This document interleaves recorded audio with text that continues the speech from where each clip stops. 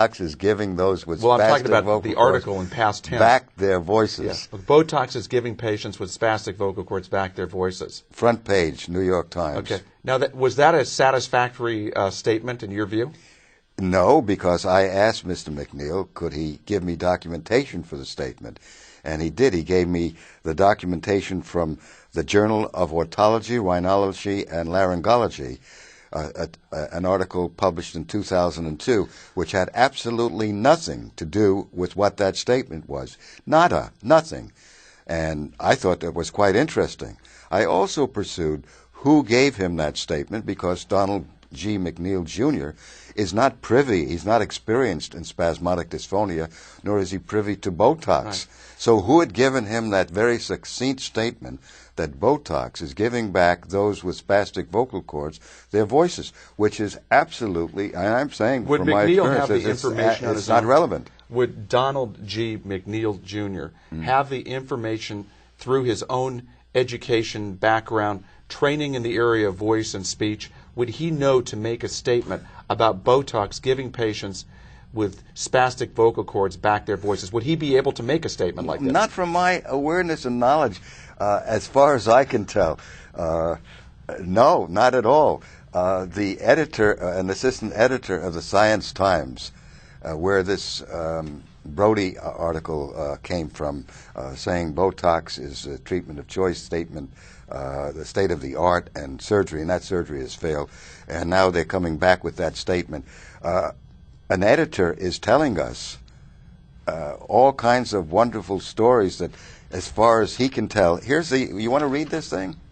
Well, this is a very interesting response that you had. It was an From the inquiry. New York Times. You really wanted backup. You were not satisfied with Donald McNeil G. McNeil Jr.'s response to you. No, I wanted to know who the source was that gave him that statement, because, as you said, I don't believe that he could have made the statement, since he's not familiar with Botox or spasmodic dysphonia. Well, he's a general writer. You know what's interesting about you?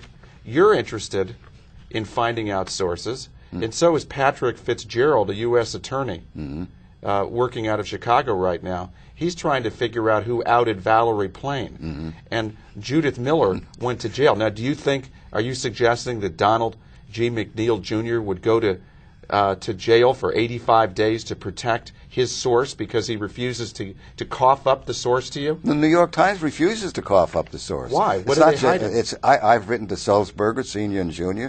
I've written to Bill Keller. Who gave Donald G. McNeil, Jr.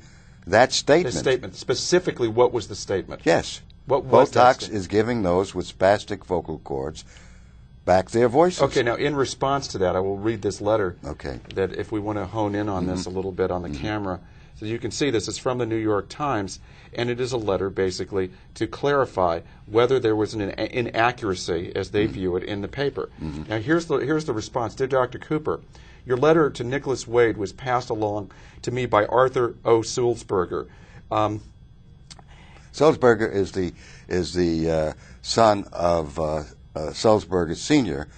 They own the New York Times. He had apparently written you before, and he says, I have a 13-year correspondence with these folks. As I said to you on April 19th, in the absence of a correctable error, I don't think there's anything to be done about the article we published March 2003. I've gone back and read the article. The reference to Botox as therapy for spastic vocal cords was passing, and as far as I can tell, not inaccurate. Now, the reference to Botox as therapy for spastic vocal cords, was that what you asked him for? No. Was that the specific reference that you gave him? No. Botox as therapy for spastic vocal cords? No, I asked him who is the source for the statement by Donald G. McNeil, Jr., and informed him that the documentation by Mr. McNeil, Donald G. McNeil, Jr., for that statement was not accurate. It had nothing to do with what he had made as a statement. So this is the assistant science editor. His name is David Corcoran. He's now indicating to you that the letter that you sought clarification on, the point, specific point, Botox is giving patients with spastic vocal cords back their voices. He now is no longer quoting that statement. No. And he's saying what's passing is a reference to Botox as therapy. Now, you never were questioning Botox as therapy. No. It was simply a statement. Now, when Judith Miller protected her source, she went to jail for 85 days. Finally, she claims that she was released from that, and now she's given Lewis Scooter Libby, the chief of staff of Dick Cheney, as her source. She named her source. Why will McDonald G. McNeil Jr. not name his source? That's what I'm wondering about. What is so fascinating about the denial at the New York Times that says, what is this, anonymous sourcing for a statement on the front page in March of 2003, which is a blatant ad for Botox? You're saying the story in the Times actually could serve as marketing or advertising material for the drug Botox because they're touting it as giving patients with this condition, spastic vocal cords, which is not exactly spasmodic dysphonia, but it is a reference to spasmodic dysphonia. Oh, yeah, of course. Because when they use the term spastic vocal cords, what other condition could they be referring to? No, it is spasmodic dysphonia. The strangled voice. Right. He doesn't say it's a reference to the strangled voice or spasmodic dysphonia. It is implied. But what they're implying in that statement, Botox is giving those with spastic vocal cords back their voices, is this is a curative. This is a cure. Yes. This is a panacea. They're not telling the public, they're not telling you, if you have this condition, that there are 4 to 10 or more Botox shots each and every year for life. The cost may be around $1,000, $2,000, $3,000, $4,000 a Botox shot, may be in that range, smaller or larger. And they're not telling you that. They're not telling you that the dosage of Botox is experimental, that nobody knows the long-term downside effects on the body, and that Mitchell F. Brin... Wait a second, let's back up. You're bringing up somebody's name here. Yeah. Now, this is very interesting. Yeah. Now, why are you bringing up Dr. Mitchell Brin? This is because in 1991 in Irvine, California... Who is Mitchell Brin, by the way? He's the neurologist that brought Botox to the field in 1984, and it was used once in 9 months. Now it's used 4 to 10 times a year or more each and every year, and the consequences, the side consequences, the serious consequences, are not even presented in this Blythe article that editorializes and markets for Allergan, the maker of Botox. They have every right to do what they're doing. You believe that the report by McNeil, I mean, when you really look at it in its totality, you know, kind of a bird's eye view, is that they're touting Botox as a type of cure for spastic vocal cords. It's implied in what they're saying. Botox is giving those with spastic vocal cords back their voice. That's what they're saying. There's no reservation. There's no qualification. Yeah. Is it an accurate statement? No. It's a correctable error. And what this assistant... He's saying it's not a correctable error. That's right. He's saying that Botox as therapy for spastic vocal cords was passing. Passing what? The statement is not passing because it's inaccurate.